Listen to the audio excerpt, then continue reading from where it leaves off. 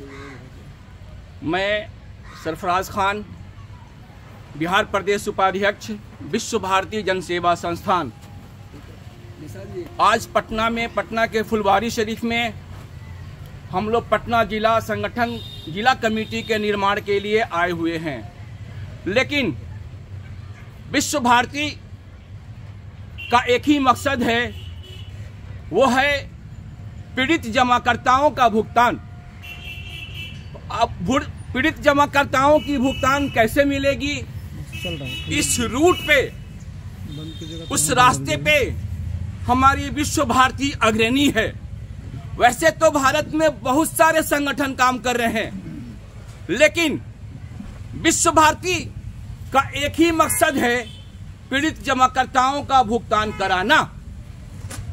बहुत सारे संगठन रोजी रोटी का अपना व्यापार खोल के बैठे हैं, लेकिन विश्व भारती वो कदम नहीं उठा रही है। जनहित याचिका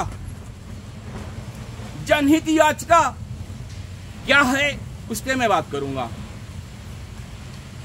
जनहित याचिका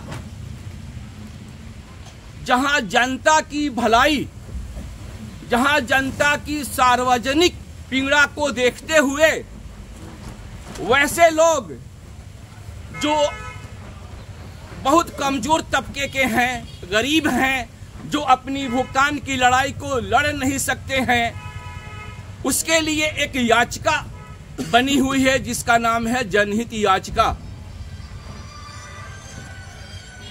जनहित याचिका के माध्यम से ही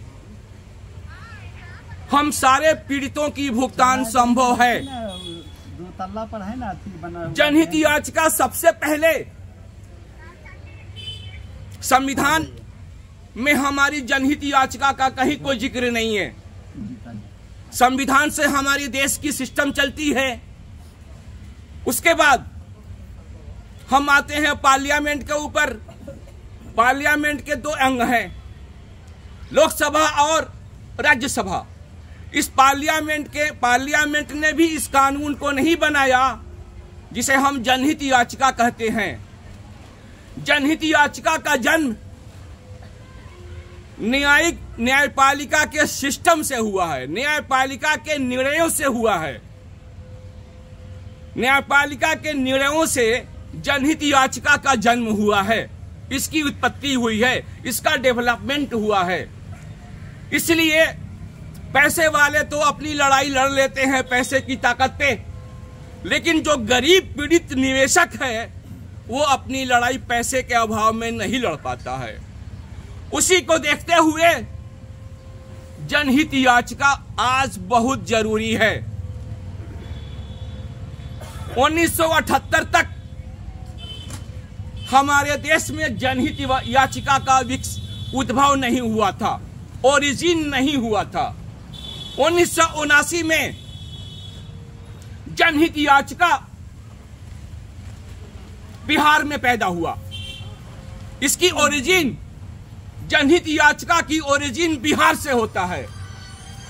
बिहार के जेलों में 40,000 कैदी बंद थे। हाँ बोलिए। उसमें कुछ ऐसे भी कैदी थे जिन्होंने जो अपराध किया था उस अपराध की सजा 1 साल होती है, लेकिन वो 2 साल जेलों में काट चुके थे। 2 साल उनकी हो गई थी, उसके बाद भी उनकी कोई सुनने वाला नहीं था।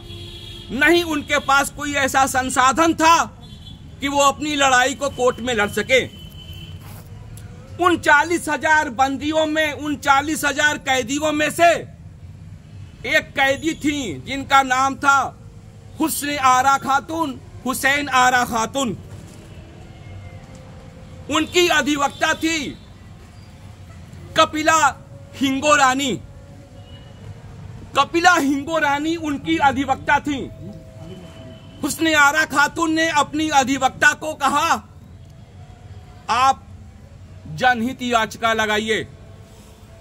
पूरे बिहार में जो 40,000 कैदी जेलों में बंद हैं, उनके लिए एक जनहित याचिका लगाइए।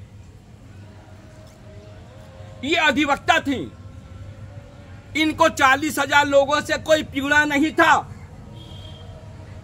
लेकिन हुसैन आरा खातून को 40,000 लोगों की पीड़ा थी, उनके साथ उनकी हमदर्दी थी।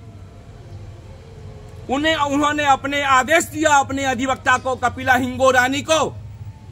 कपिला हिंगोरानी ने याचिका लगाया, जनहित याचिका लगाई। उस वक्त के न्यायमूर्ति पीएन भागवती थे। हमारे हाई कोर्ट के जो न्यायमूर्ति थे वो पीएन भागवती और एक जस्टिस कृष्णा अय्यर, सॉरी उनका पूरा नाम था जस्टिस कृष्णा अय्यर। तो बिहार में पीएन भागवती जी ने उस जनहित याचिका को स्वीकार किया।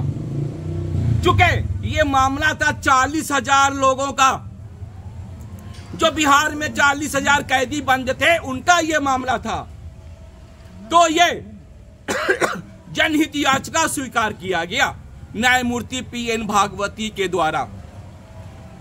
पीएन भागवती को जनहित याचिका का जनक कहा जाता है। चूंकि पीएन भागवती उस जनहित याचिका को स्वीकार नहीं किए होते तो हमारे देश में जनहित याचिका का सिस्टम वजूद में नहीं आया होता। इसीलिए पीएन भागवती को जनहित याचिका का जनक कहा जाता है। पूरे भारत देश में जनहित याचिका का जनक पीएन भागवती को कहा जाता है। स्वीकार हुआ जनहित याचिका। उसके बाद 3 तारीख पड़ी, उसकी 3 तारीखें पड़ी। 4थी तारीख में आदेश हो गया कि 40,000 कैदियों को रिहा किया जाए। उसमें बहुत सारे कैदी ऐसे थे जिनको पता नहीं था कि हमारी रिहाई कैसे हो रही है। तो जनहित याचिका में बहुत ताकत है। जनहित याचिका से ही हमारी भुगतान संभव है। जैसे 40,000 कैदियों की रिहाई हुई, उसी तरह से हमारी जो 10 करोड़ लोगों की भुगतान है आज, वो सिर्फ और सिर्फ जनहित याचिका से ही संभव है। ये हमारी आखिरी रास्ता है, उसके बाद कुछ नहीं है। आंदोलन से हमारी भुगतान संभव नहीं दिखती है। मैं बता दूं, अभी कुछ दिनों पहले रामलीला मैदान में पुरानी पेंशन को लेकर के एक बहुत बड़ी आंदोलन हुई थी। बहुत सारे लोगों ने उस रामलीला मैदान में 10 लाख, हमको लगता है कि 10 लाख लोगों ने जमा हुआ था अक्टूबर के 1 तारीख को, अक्टूबर या 1 अगस्त को, हमें डेट नहीं याद है। क्या हुआ? कुछ नहीं। सिर्फ हमें लीगल के रास्ते पे ही हमें चलना होगा, तभी हम भुगतान ले पाएंगे। हम सारे लोगों से ये आह्वान करते हैं कि विश्व भारती के जनहित याचिका, पब्लिक इंटरेस्ट लिटिगेशन, जिसको शॉर्ट में हम PIL कहते हैं, आप हमारे उस याचिका के सहयोगी बने ताकि हम लोग भुगतान की लड़ाई को लड़ सकें। इसी के साथ मैं अपनी बातों को खत्म करता हूं। धन्यवाद।